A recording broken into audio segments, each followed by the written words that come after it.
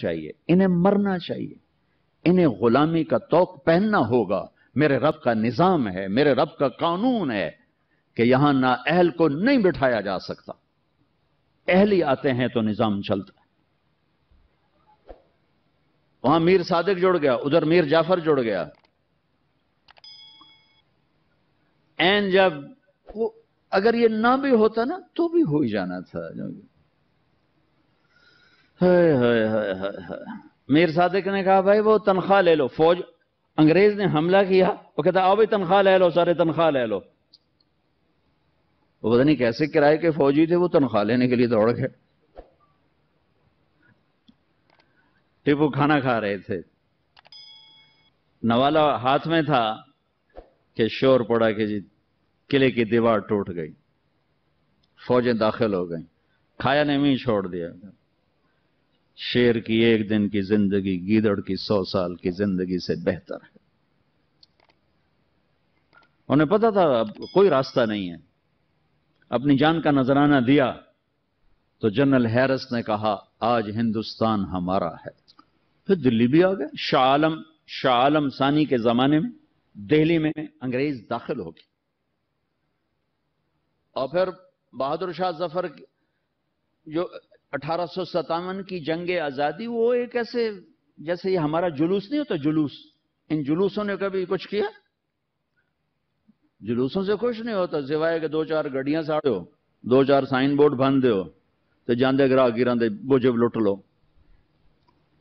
تو وہ ایک جلوس تھا، نہ کوئی نظم تھا، نہ کوئی ترتیب تھی۔ اور ظلم کا جواب ظلم نہیں ہوتا ہے۔ جب انہوں نے دلی پہ قبضہ کیا تو انگریز عورتیں تھیں وہاں، 70 انگریز عورتیں تھیں اور 30-40 بچے تھے، انہوں نے سب کو ذبح کر دیا۔ ان کے ساتھ اللہ ہوگا جو عورتوں کو ذبح کر دیں، جو بچوں کو ذبح کر دیں۔ میرا دین ظلم کی اجازت نہیں دیتا۔ 2 لاکھ سے زیادہ گورا اس ملک میں نہیں رہا اور 20 کروڑ انسانوں پر حکومت کی۔ کس لیے کی؟ کہ وہ آپس میں لڑ کے مر رہے تھے، آپس میں لڑ کے فنا ہو رہے تھے، اور اجتماعی سوچ ختم ہو گئی تھی، اجتماعیت ختم ہو گئی تھی۔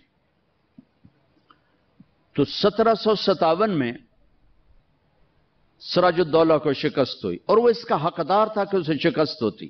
سازش میں چھوٹا سا بہانہ ہے، سازش ہوئی، میر جعفر مل گیا، لیکن میر جعفر کا ملنا شکست کا سبب نہیں ہے، سبب نااہلی ہے۔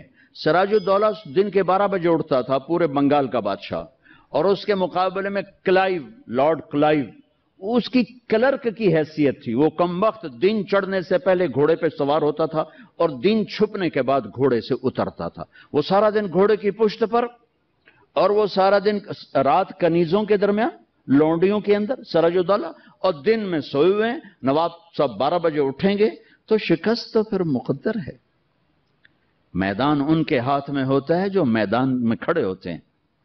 راگ و رنگ، ناچ گانا، موسیقی، یہ زوال کی نشانیاں ہیں۔ جو قومیں تباہ ہوتی ہیں وہ سارنگی کی سر پہ تباہ ہوتی ہیں، جو قومیں سر اٹھاتی ہیں وہ تلوار کی جھنکار پہ سر اٹھاتی ہیں، وہ تیر کی سنسناہٹ پہ سر اٹھاتی ہیں۔ میری ساری نسل گانے بجانے میں ڈوب چکی ہے، اور میرے دانشور اس کو تہذیب اور ثقافت کا نام دینے کے لیے سارے زور لگا رہے ہیں۔ ارے مجھے چھوڑ دو، میری بات دیوار پہ مار دو، پاگلو اپنے شاعر کو پڑھ لو جس کو تم سارے مانتے ہو۔ تجھ کو بتاتا ہوں کہ تقدیر امم کیا ہے، شمشیر و ثنا اول، طاؤس و رباب آخر۔ جب قومیں اٹھتی ہیں تو ان کے نغمے تلوار کی جھنکار ہوتی، گھوڑوں کی ہن ہناہٹ ہوتی ہے۔ ولادیات ذبحان، قربان جو میرا اللہ گھوڑوں کے ہن ہنانے کی قسم اٹھا رہا ہے۔ ہائے ہائے ہائے، ولادیات ذبحان فالموریات قدحا فالمغیرات صبحا فاثرن به نقعا ووسطن به جمعا۔ تیمور نے دنیا فتح کی، کبھی محل میں زندگی نہیں گزاری، خیموں میں کم وقت سوتا رہا، ساری زندگی خیموں میں سویا۔ چنگیز خان دنیا کا سب سے بڑا فاتح ہے، ساری زندگی خیمے میں سویا، کبھی محل میں نہیں سویا۔ اس کی اولادوں نے سونے چاندی کے گھر کھڑے کر دیے، وہ موت تک خیمے میں سویا۔ کہ آؤ میں تمہیں بتاؤں کہ قوموں کی تقدیر کیا ہے، بلندی کب آتی ہے، زوال کب آتا ہے؟ جب شمشیر ہوتی ہے، تیر و تلوار کے نغمے ہوتے ہیں تو یہ اوپر اٹھتے ہیں، اور جب تان سین ہوتے ہیں اور طبلے کی تھاپ ہوتی ہے اور سارنگی کی سر ہوتی ہے اور گانے والی کیا آواز ہوتی ہے، تو پھر وہ قومیں سو جاتی ہیں، ڈوب جاتی ہیں، ہلاک ہو جاتی ہیں، تباہ ہو جاتی ہیں۔ تم شریعت کو بیچ سے نکال دو، تاریخ کو بیچ میں لاؤ کہ قوموں نے عروج کیسے پکڑا، زوال کیسے آیا۔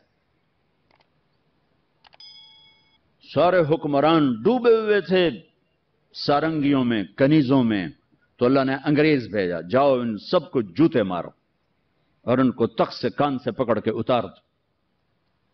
آخری میں ٹیپو سلطان تھے، لیکن جب کوئی قوم ڈوبتی ہے تو ایک فرد مشکل سے ہی کسی کنارے لگا سکتا، لہذا وہ اپنی جان کی قربانی دے گئے۔ 1799 4 مئی 1799 دریائے توی وہاں بہتا ہے، اس میں اپریل کے اینڈ میں سیلاب شروع ہو جاتے ہیں اور فوجیں رک جاتی ہیں، لیکن میرے اللہ کو مسلمانوں کا اقتدار ختم کرنا تھا، تو اس سال موجیں ہی نہیں آئیں، سیلاب ہی نہیں آیا، دریا خشک پڑا تھا۔ اور انگریز کی مدد کرنے والے کون؟ نظام الدین، حیدرآباد کے مسلمان حکمران۔ مرہٹے تو چلو ہندو تھے، جب ضمیر سوتا ہے، جب حکومتیں کیوں چھینی کہ ٹیپو جیسے شاہ سوار کے لیے، شیر نر کے لیے نظام الدین کی فوج آ رہی، مسلمان فوج آ رہی، اس کے لیے تو انہیں ڈوبنا چاہیے، انہیں مرنا چاہیے، انہیں غلامی کا طوق پہننا ہوگا۔ میرے رب کا نظام ہے، میرے رب کا قانون ہے کہ یہاں نااہل کو نہیں بٹھایا جا سکتا، اہلی آتے ہیں تو نظام چلتا ہے۔ وہاں میر صادق جڑ گیا، ادھر میر جعفر جڑ گیا۔ این جب وہ اگر یہ نہ بھی ہوتا نا تو بھی ہو ہی جانا تھا۔ میر صادق نے کہا بھائی وہ تنخواہ لے لو، فوج انگریز نے حملہ کیا، وہ کہتا آؤ بھی تنخواہ لے لو، سارے تنخواہ لے لو۔ وہ پتہ نہیں کیسے کرائے کے فوجی تھے، وہ تنخواہ لینے کے لیے دوڑ گئے۔ ٹیپو کھانا کھا رہے تھے، نوالا ہاتھ میں تھا کہ شور پڑا کہ جی قلعے کی دیوار ٹوٹ گئی، فوجیں داخل ہو گئیں، کھایا نے بھی چھوڑ دیا۔ شیر کی ایک دن کی زندگی گیدڑ کی 100 سال کی زندگی سے بہتر ہے۔